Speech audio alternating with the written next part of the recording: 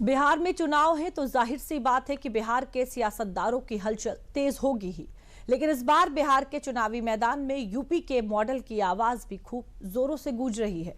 CM योगी का प्रभाव बिहार के चुनाव में साफ देखने को मिल रहा है और अब सपा अध्यक्ष अखिलेश यादव भी मैदान में दम भर रहे हैं। क्या है इसके मायने, इस रिपोर्ट में देखिए। बंटे थे तो कटे थे, बटेंगे नहीं तो कटेंगे नहीं, एक रहेंगे तो सेफ भी रहेंगे। बिहार में अभी पूरा विपक्ष एनडीए के बयानों का पलटवार ही ढूंढ रहा था। इसी बीच सीएम योगी ने बिहार में अपने बयानों से वो चाल चल दी है जिसने महाराष्ट्र और हरियाणा के विधानसभा चुनाव में बीजेपी की जीत की पटकथा लिख दी थी। सीएम योगी का ये बयान जनता को खूब भाया है और बिहार में भी अब सीएम योगी ने यही फार्मूला फिर से अपनाया है। हालांकि सीएम योगी ने हवाला सनातन सूक्ति का दिया, लेकिन इस बयान के मायने कई माने जा रहे हैं। अयोध्या और मिथिला को जोड़ करके राम राज्य की अवधारणा को साकार करने की दिशा में आगे बढ़ना है और राम राज्य की अवधारणा ये तभी आएगी जब बिहार में एनडीए की सरकार आएगी। ये राम राज्य बिहार के लिए, आत्मनिर्भर बिहार के लिए, समृद्ध बिहार के लिए, विकसित बिहार के लिए यह अत्यंत महत्वपूर्ण है और यह केवल और केवल तभी होगा जब एनडीए विजयी होगा। इसके लिए बहनों और भाइयों, बटेंगे नहीं, कटेंगे भी नहीं। याद करना, बंटे थे तो कटे थे, बटेंगे नहीं तो कटेंगे नहीं, एक रहेंगे तो सेफ भी रहेंगे। सीएम योगी का ये बयान बता रहा है कि बिहार में इस बार यूपी मॉडल की सिर्फ गूंज ही नहीं बल्कि बयार चल रही है।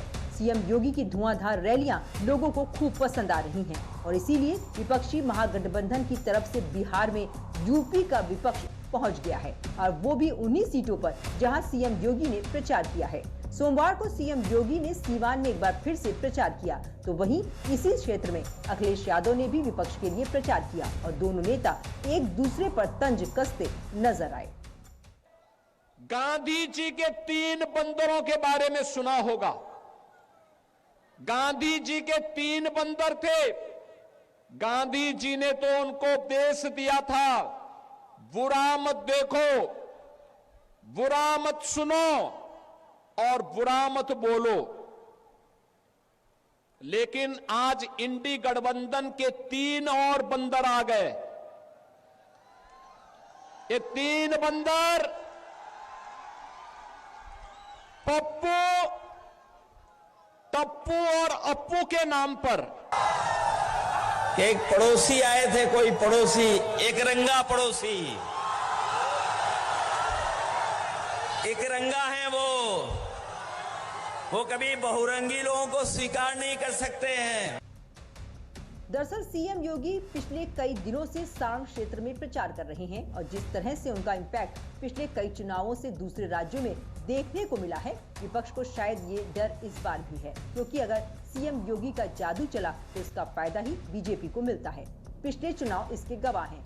अब इसी को काउंटर करने के लिए विपक्ष की तरफ से सपा मैदान में है। एनडीए गिरवी रखना चाहता है बिहार को, गिरवी, और ये घबराए हुए हैं तेजस्वी की नौकरी देने के वादे से, 2500 महिलाओं को सम्मान देने से और जो जीविका है उन्हें 30,000 रुपए महीना देने की।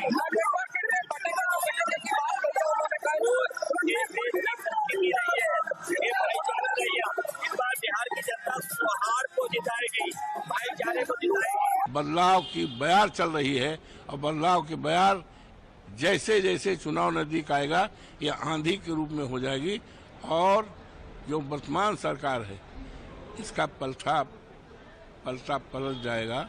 सरकार दूसरी बनेगी, महागठबंधन की शानदार सरकार बनेगी और यहाँ से जो बेरोजगारी बड़े पैमाने पर, जिस पर ध्यान नहीं दिया गया, पढ़े लिखे नौजवान बड़ी बड़ी डिग्रियाँ लेकर जलाने की सोचते हैं, आत्महत्या पर सोचते हैं, इस दिशा में कोई काम नहीं हुआ। बिहार के चुनावी मैदान में यूपी के तड़के के पीछे का एक कारण सीएम योगी की जीरो टॉलरेंस जैसी नीतियां भी मानी जा रही हैं, क्योंकि बिहार में एनडीए ने जंगल राज को ही अपना बड़ा मुद्दा बनाया है और सीएम योगी ने यूपी से इसी का सफाया किया है। तो एनडीए के लिए सीएम योगी से अच्छा चेहरा बिहार के लिए कौन ही हो सकता है, और इसी को काउंटर करने के लिए सपा बिहार में दम भर रही है। फिलहाल अब इसका असर चुनाव में कितना होगा, ये आने वाली 14 नवंबर की तारीख बताएगी।